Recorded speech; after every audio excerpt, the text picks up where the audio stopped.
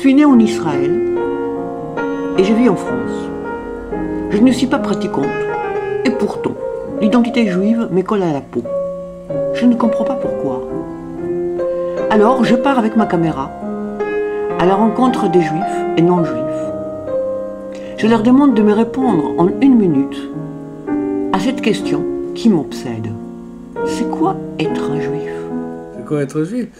C'est appartenir à un peuple qui a un destin singulier et c'est schématiquement être membre du peuple élu. Alors le peuple élu, c'est un concept qui n'est pas extrêmement simple à comprendre et expliquer. Je cite souvent cette phrase de Tristan Bernard qui disait « peuple élu, un peu en ballottage tout de même ». Et donc c'est quand même le sentiment d'appartenir à un monde singulier dans lequel le quotidien et l'histoire sont intimement imbriqués avec la métaphysique.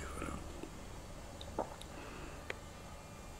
Le peuple élu, qui est un concept qui est souvent mal interprété et considéré par les non-juifs quelquefois comme l'expression d'une prétendue supériorité, ce qui n'est absolument pas le cas. Je ne me sens pas supérieur aux non-juifs, je me sens simplement plus heureux d'être juif.